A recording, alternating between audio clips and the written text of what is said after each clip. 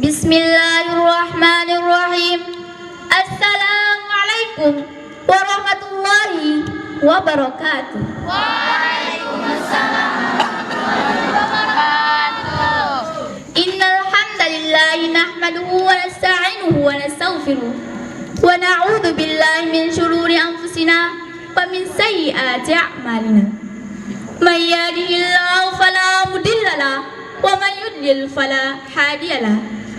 Asyhadu an la ilaha illallah wa asyhadu anna Muhammadan abduhu wa rasuluh la nabiyya ba'da amma ba'du. Puji syukur selalu kita panjatkan pada Allah Subhanahu wa taala yang telah melimpahkan berbagai macam nikmatnya, di antaranya nikmat iman, Islam, sehat serta sempat, sehingga kita dapat berkumpul di tempat yang insyaallah barokah ini.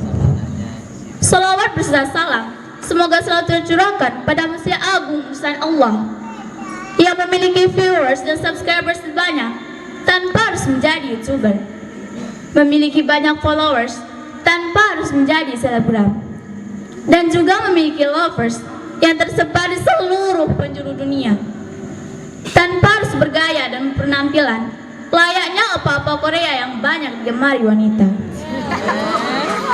Cukup dengan pakaian sederhananya, topi digantikan dengan selendang yang dilingkarkan di kepalanya, kaos dan jeans digantikan dengan jubah yang terulur sampai pergelangan kaki. Beliau tak lain dan tak bukan baginda Nabi besar kita Muhammad Sallallahu Alaihi Wasallam yang telah mengorbankan jiwa dan raganya, tak peduli seberapa banyak cacian, makian serta hinaan yang terus-menerus menusuk telinga, hanya untuk mempertahankan agama yang suci murni, agama yang penuh kedamaian, dan agama yang hak di sisi Allah Subhanahu wa taala, yakni ad-dinul Islam. Saya Anja Auranisa akan menyampaikan sebuah pidato yang berjudul Islam yang besar tapi lemah dan agung namun tak berdaya. Pada hari-hari di mana orang-orang hidup tanpa adanya teknologi, hal itu bertolak belakang dengan kehidupan kita di zaman sekarang ini.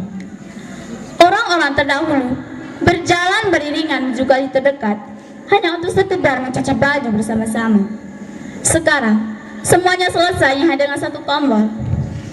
Orang-orang dulu harus membakar kayu, arang, dan memasak air hanya untuk sekedar membuat secangkir teh atau kopi.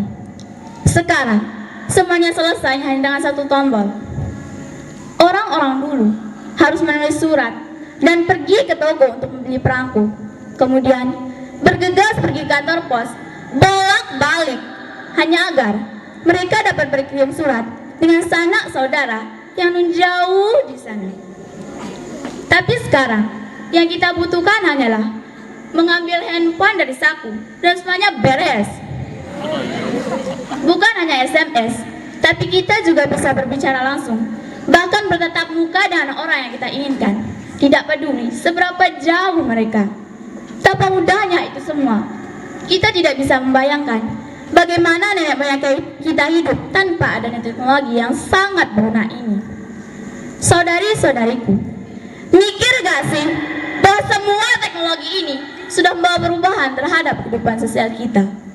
Orang-orang berubah menjadi lebih tertutup tanpa mempedulikan orang-orang di sekitar mereka. Yang jauh terasa dekat dan yang dekat terasa sangat jauh. Lebih-lebih lagi tentang sosial media, itu sudah memberikan efek yang signifikan bagi kehidupan sosial kita. Kita banyak melihat kesuksesan palsu dari orang-orang di Facebook, Twitter, dan Instagram. Kita tidak percaya diri karena merasa mereka jauh lebih sukses di atas kita. Dan hasilnya adalah kita berusaha keras untuk memasukkan gaya hidup kita hanya untuk mendapat like dan komen. Kita membenci orang yang belum pernah kita temui. Kita mengagumi orang yang bahkan tidak peduli dengan kita. Tingkat kecerdasan semakin melonjak dan tidak sedikit yang mengakhiri hidup karenanya. Na'udzubillahi min dzalik. Sudah jauh itukah kita berpaling dari kehidupan Islam? Kita lah bisa membuka HP dibandingkan Al-Quran. Nongkrong di kafe jauh lebih penting daripada pergi ke masjid untuk beribadah. Kita lebih mengidolakan penyanyi Korea dibandingkan panutan kita, Nabi Muhammad Sallallahu Alaihi Wasallam. Kita ikuti gaya hidup mereka. Kita selalu berusaha untuk berpenampilan layaknya penampilan mereka. Dan kita melakukan segala cara yang kita bisa agar bisa hidup dengan gaya hidup mereka.